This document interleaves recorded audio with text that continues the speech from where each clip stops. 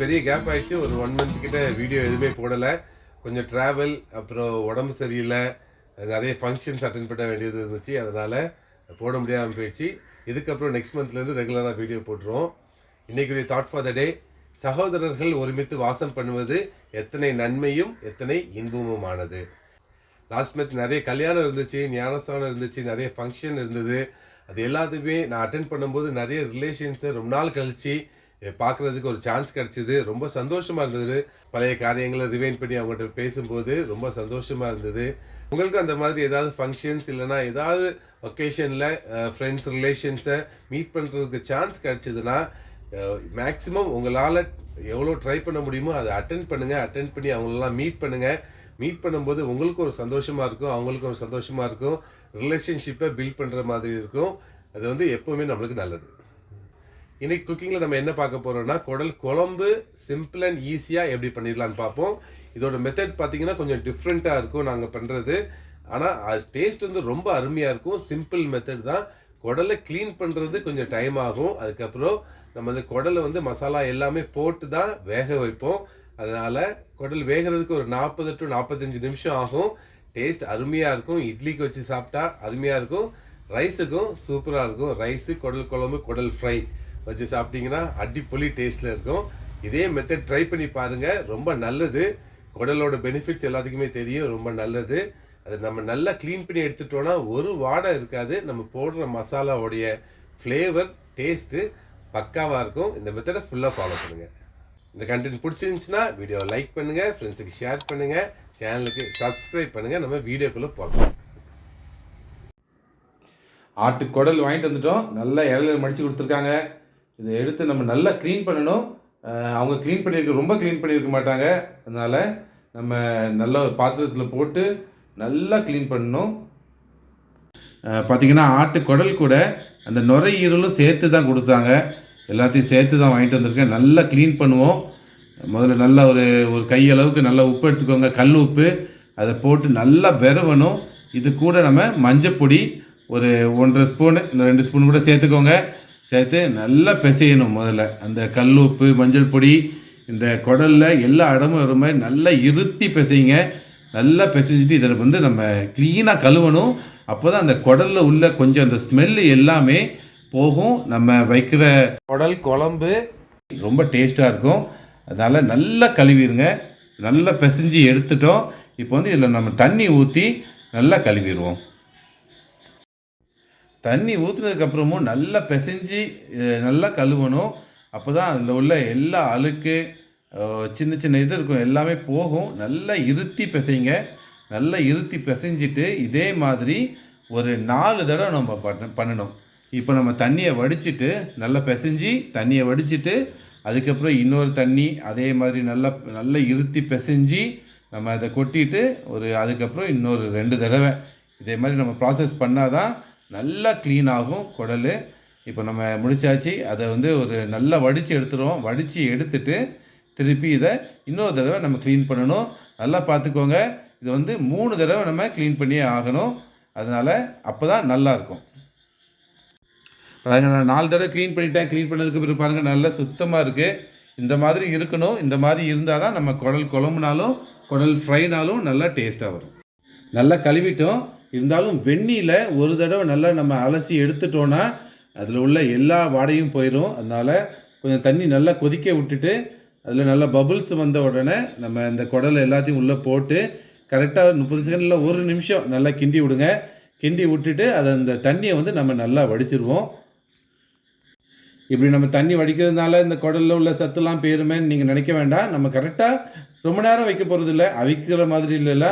ஒரு 30 செகண்ட் இல்லை 1 நிமிஷம் தான். டக்குன்னு வச்சுட்டு நம்ம நல்லா கிண்டி விட்டுட்டு இதை இப்போ நம்ம வடிச்சிட வேண்டியதான். கொஞ்சோண்டு மஞ்சள் பொடியும் போட்டு கிண்டிட்டோன்னா எந்த ஒரு வாடையும் இருக்காது. ரொம்ப நேரம் கொதிக்கக்கூடாது. அவ்வளோதான். 1 நிமிஷம் ஆயிடுச்சு. இப்போ நம்ம இதை அப்படியே வடித்து ஃபில்டர் பண்ணிடலாம்.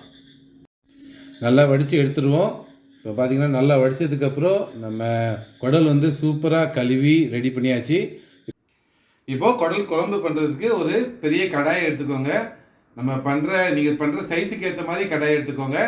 இப்போ இதில் வந்து நம்ம நல்லெண்ணெய் சேர்க்கணும். நல்லெண்ணெய் சேர்த்தா தான் குடல் குழம்பு நல்ல ஒரு வாசம் இருக்கும். ஒரு 2 டேபிள் ஸ்பூன் நல்லெண்ணெய் நம்ம இதில் சேர்த்துருவோம். எண்ணெய் நல்லா சூடாகட்டும். சூடாகணுன்னே 1 டீஸ்பூன் நம்ம பெருஞ்சீரகம் இதில் சேர்த்துருவோம். அது கூடவே 1 டீஸ்பூன் சீரகம். இது வந்து லைட்டாக பொரிஞ்சதுக்கப்புறம் நம்ம 1 டீஸ்பூன் நல்ல மிளகு இதெல்லாம் சேர்த்துட்டு நம்ம வெங்காயம் சேர்க்கணும். சின்ன வெங்காயம் ஒரு 20 to 30 சின்ன வெங்காயம் எடுத்துக்கிடுவோம். அதை சேர்த்துடலாம். பெரிய வெங்காயம் சேர்க்க வேண்டாம், சின்ன வெங்காயமே நம்ம சேர்த்துக்கலாம், அதான் நல்லது. இப்போது இது கூட இஞ்சி ஒரு 1 இன்ச்சு சைஸில் உள்ள இஞ்சியை சின்னதாக கட் பண்ணி வச்சுருக்கிறேன், அதை நம்ம சேர்த்துருவோம். அது கூடவே ஒரு 7-8 இல்லைன்னா ஒரு 10 பூடு வரை போட்டுக்கலாம்.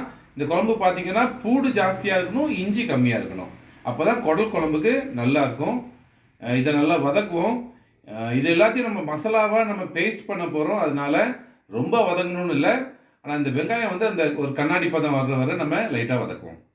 பாருங்கள், வெங்காயம் வந்து நல்ல கண்ணாடி பதம் வந்துருச்சு. இந்த டைமில் நம்ம தேங்காய் சேர்த்துடலாம். நான் தேங்காய் வந்து ரொம்ப சேர்க்கலை. உங்களுக்கு குழம்பு நல்லா கிரேவியாக வேணும்னா கூட கொஞ்சம் தேங்காய் சேர்த்துக்கோங்க. நான் ஒரு 1/4 தேங்காய் தான் சேர்த்துருக்குறேன்.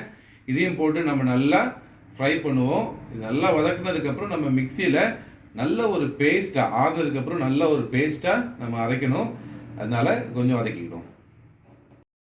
இப்போ நல்லா வதங்கிடுச்சு. இதை நம்ம ஒரு பிளேட்டில் எடுத்து வச்சுருவோம். எடுத்து வச்சுட்டு இது கொஞ்சம் ஆறணும். நல்லா ஆறுனதுக்கப்புறம் தான் நம்ம இதை வந்து அரைக்கணும்.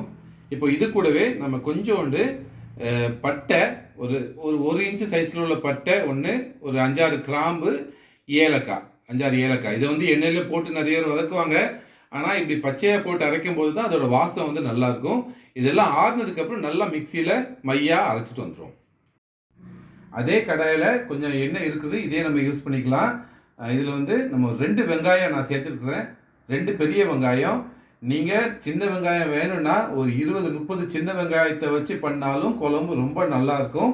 இப்போ இந்த வெங்காயத்தை நல்லா ஒரு கோல்டன் ப்ரௌன் வர்ற மாதிரி நம்ம வதக்குவோம். நல்லா வதங்கிச்சு பாருங்கள், நல்லா கோல்டன் ப்ரௌன். இந்த டைமில் நம்ம அரைச்சி வச்சுருந்த பேஸ்ட்டு இருக்குல்ல, அதை வந்து இதில் சேர்த்துடலாம். இது சேர்க்கும் போது நல்ல ஒரு வாசம் இருக்கும். ஏன்னா நம்ம அந்த கடைசியாக சேர்த்துருக்கிற பட்டை, கிராம்பு, ஏலக்காய், அந்த இஞ்சி பூடு அதோட வாசம்லாம் நல்லா இருக்கும். வேறு எந்த மசாலா, நம்ம கரம் மசாலா அப்படி எதுவும் சேர்க்க போகிறதில்ல. இது கூட ஒரு தக்காளி, நிறைய தக்காளி சேர்க்க வேண்டாம். குடல் குழம்புக்கு ஒரு தக்காளி தான் நம்ம சேர்க்க போகிறோம். ஒரு தக்காளி சேர்த்துட்டு மசாலா சேர்த்துடலாம். மல்லிப்பொடி 1.5 ஸ்பூன் மல்லிப்பொடி. வத்தல் பொடியும் ஒரு 1.5 ஸ்பூன் வத்தல் பொடி சேர்த்துக்கிடுவோம். மஞ்சள் பொடி 1/2 டீஸ்பூன் மஞ்சள் பொடி. இதை சேர்த்துட்டு நம்ம இதை நல்லா வதக்குவோம். தக்காளி நல்லா வதங்கணும். அதே மாதிரி நம்ம போட்ட மசாலாவுடைய பச்சை வாடை போகணும். அதனால் நல்லா வதக்குவோம். இந்த மிக்சியை நம்ம அரைச்சோம்லாம் அதில் கொஞ்சம் தண்ணி ஊற்றி அந்த தண்ணியையும் நம்ம இதில் சேர்த்துக்கலாம். சேர்த்துட்டு வதக்கும்போது ஈஸியாக நம்ம இந்த பச்சை வாடை எல்லாம் போயிடும். இது கொஞ்ச நேரம் வதக்கிட்டு நம்ம இதோட உப்பு போடவே இல்லை. இப்போ இதுக்கு தேவையான உப்பு ஒரு டீஸ்பூன் உப்பு போடுங்க. அதுக்கப்புறம் தேவைக்கு ஏற்ற மாதிரி நம்ம பார்த்து போட்டுக்கலாம். இதையும் நல்லா வதக்குங்க. குடல் குழம்பு பார்த்தீங்கன்னா நம்ம எக்ஸ்ட்ரா மசாலா எதுவுமே போட வேண்டாம். இவ்வளோ தான். நம்ம மல்லிப்பொடி, வத்தல் பொடி, மற்ற எல்லாமே நம்ம அரைச்சிட்டோம். இந்த டைமில் நம்ம வேக வச்சிருந்த குடலை எடுத்து இது கூட நம்ம சேர்த்துடலாம். குடல் வந்து நம்ம லைட்டாக தான் வேக வச்சுருக்குறோம். லைட்டாக அந்த வாடை போகிறதுக்காக தான் வச்சுருக்குறோம். இதில் தான் அந்த குழம்புல தான் இது நல்லா வேகணும். இது வந்து ஒரு 40 நிமிஷம், அரை மணி நேரம் டு 40 நிமிஷம் நல்லா வெந்தால் தான் நல்லா அந்த குடலோட ஃப்ளேவர் எல்லாமே இந்த குழம்புல எல்லாம் இறங்கும். குடலும் அருமையாக வேகும். அதனால் இதுக்கு தேவையான தண்ணி நம்ம இப்போ ஊற்றிடலாம். தண்ணி வந்து நீங்கள் பார்த்துக்கோங்க, நல்லா குழம்பா வேணும்னா நீங்கள் தேங்காயும் கூட சேர்த்துருப்பீங்க, அதுக்கேற்ற மாதிரி தண்ணி சேர்த்துக்கோங்க. நான் வந்து கம்மியாக தான் எடுத்துருக்குறேன், அதனால் தேங்காய் கம்மி தான். அதனால் இப்போதைக்கு ஒரு கிளாஸ் தண்ணி தான் ஊற்றுறேன். இடையில நம்ம ஒரு வெந்துட்டு இருக்கும்போது திறந்து பார்த்து வேணும்னா இன்னொரு கிளாஸ் நம்ம ஊற்றிக்கலாம். அதனால் இப்போ நம்ம இது நல்லா வேகணும். மூடி வச்சிடலாம். மூடி வச்சுட்டு ஒரு 20 நிமிஷம் நம்ம வேக விட்டுருவோம். 20 நிமிஷம் வெந்ததுக்கு அப்புறம் ஒரு தடவை நம்ம திறந்து கொஞ்சம் தண்ணி ஊற்றி இன்னும் மூடி வச்சுட்டு இன்னொரு 20 நிமிஷம் நம்ம வச்சோம்னா குடல் அழகாக வெந்துடும். குடல் குழம்பும் ரெடி ஆயிடும். 40 நிமிஷம் ஆயிடுச்சு. நம்ம திறந்து பார்ப்போம். பாருங்க, நான் வந்து ரொம்ப குழம்பா வைக்கல, கொஞ்சம் திக்கு கிரேவி தான். அதனால 2வது டைம் நான் திறக்கும் போது கொஞ்சம் தான் தண்ணி ஊற்றினேன், ரொம்ப தண்ணி ஊற்றலை. இப்போ 40 நிமிஷமாக குடல் வந்து நல்லா வெந்துடுச்சு. வெந்திருக்கான்னு பார்ப்போம். சின்ன பீஸ் எடுத்து பார்ப்போம். பாருங்க, கையை வச்சு அமுக்கும் போதே ஈஸியாக வந்துடுச்சு. அருமையாக வெந்திருக்கு குடல். வாசமும் பார்த்தீங்கன்னா நல்ல ஒரு வாசம், குடல் குழம்போட வாசம். ரொம்ப ஸ்பைசஸ் இல்லாமல் கரெக்டாக இருக்குது குடல் குழம்பு. இந்த டைமில் நம்ம கொஞ்சம் மல்லி இலை சேர்த்து மூடி வச்சுட்டு அப்படியே ஆஃப் பண்ணிடுவோம். ஆஃப் பண்ணிவிட்டு ஒரு 15 நிமிஷம் கழித்து சாப்பிட்டோன்னா அருமையான குடல் குழம்பு. கொஞ்சம் கடைசி கருவேப்பிலை ஃப்ளேவர் இருந்தாலும் நல்லாயிருக்கும். கொஞ்சம் கருவேப்பிலை சேர்த்துருவோம். சேர்த்துட்டு கொஞ்சம் மிக்ஸ் பண்ணிவிட்டு அப்படியே மூடி வச்சிட வேண்டியதான். இந்த குடல் குழம்புக்கும் இட்லிக்கும் அருமையாக இருக்கும், ரைஸுக்கும் ரொம்ப நல்லா இருக்கும். இதே மெத்தடில் நீங்கள் ட்ரை பண்ணி பார்த்தீங்கன்னா நீங்கள் அடிக்கடி இது பண்ணுவீங்க. இது அப்படியே இப்போ நம்ம மூடி வச்சுருவோம். மூடி வச்சுட்டு கரெக்டாக ஒரு 15 நிமிஷத்துக்கு அப்புறம் நம்ம டேஸ்ட் பண்ணி பார்க்கலாம். 15 நிமிஷம் ஆயிடுச்சு, திறந்தாச்சு. அருமையான வாசம், அந்த குடல் குழம்போட வாசம், கடைசி போட்ட மல்லியோட வாசம் அருமையாக இருக்குது. நம்ம போட்டிருந்த ஸ்பைசஸ் கரெக்டான ஸ்பைசஸ். இதே மெத்தடில் ட்ரை பண்ணி பாருங்கள், அருமையாக இருக்கும் குடல் குழம்பு. ஃப்ரெண்ட்ஸ், பார்த்துட்டோம் சிம்பிளாக குடல் குழம்பு எப்படி பண்ணலான்னு. பார்த்தீங்கன்னா ரொம்ப சிம்பிள் மெத்தட் தான். குடலை கழுவிட்டு நல்லா நம்ம நல்லா க்ளீன் பண்ணணும். அதில் எந்த வாடையுமே இல்லாமல் நம்ம க்ளீன் பண்ணிட்டாலே ஆல்மோஸ்ட் குடல் குழம்பு டேஸ்ட்டாக வந்துடும். மசாலா பார்த்தீங்கன்னா நிறைய மசாலா போடக்கூடாது. போட்டுக்கிற கரெக்டான மசாலாவை நம்ம அரைச்சி இது கூட மிக்ஸ் பண்ணி பண்ணும்போது அருமையான வாசம் இருக்கும். நிறைய நம்ம ஸ்பைசஸ் போட்டோன்னா குடல் குழம்போடைய ஃப்ளேவரை அது கம்மி பண்ணிடும்.